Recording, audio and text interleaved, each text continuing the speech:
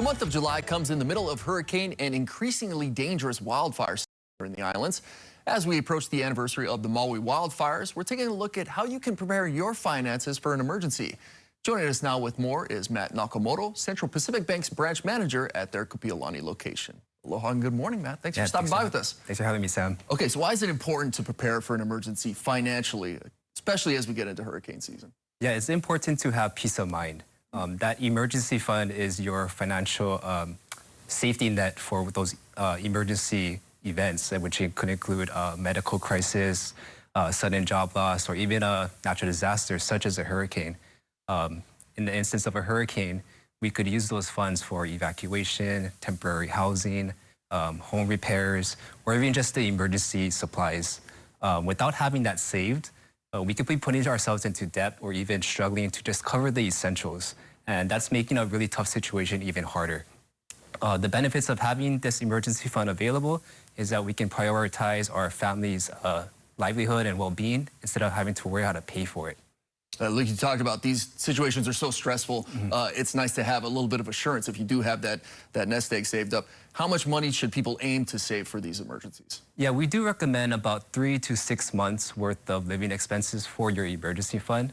And everyone's situation financially can be different. So that 3 to 6 number could be a little overwhelming for some. But not to worry, you know, it's really okay to start small. Even like $1,000 saved up will benefit you. So if you're really tight on a budget, I would say maybe just set aside a little bit of money every paycheck or payday. Even if it's like a $20 or $10, those small, consistent contributions to your emergency fund will, benefit you in the long run. Yeah, that's a good tip for saving. It's hard for people to save money, especially in Hawaii. Cost of living so high. Any tips for saving money for people that have a hard time doing so? Yeah, of course. So one strategy that I think is really effective, that's something that I still use to this day, is to automate your savings. That's the automatic transfer from your checking to your savings, most likely after your paycheck. It's a good way to, I like to call it set it and forget it. Just not having to worry about it, but at the same time, you're consistently making those contributions.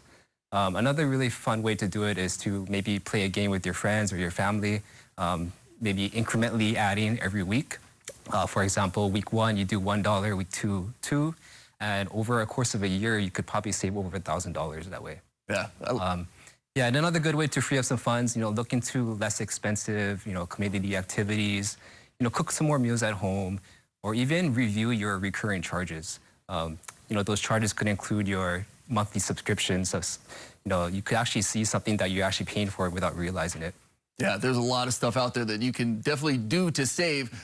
Another thing is not overspending. We just got done with like Amazon Prime Day, right? It's really easy to do so these days with online shopping, etc. What are some tips to avoid overspending out there? Yeah, so in this digital age with social media platforms, your different apps, and really easy to shop, that overspending is a constant temptation for us.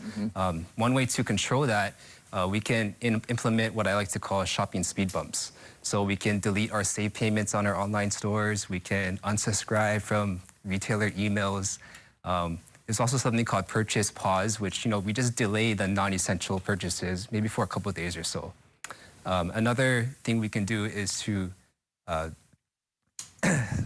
track your spending. Whether that's using an app or your Excel sheet. Just really seeing where your money goes every month. It helps you really get a really good understanding of where your money goes and how you want to manage your funds down the road. Yeah, great tips there. The pause, I like to do 3-week embargo on purchases because that's when it really wears off, like just that impulse want to buy, right? And some final tips as far as just saving and setting a budget, especially when it comes to emergencies. Yeah, so I think to start, make sure you have a clear goal in mind. So that clear goal could be something broad, maybe like just a general emergency fund, or maybe something specific like a hurricane fund. Once you have that clear goal in place, start tracking your monthly income and your expenses.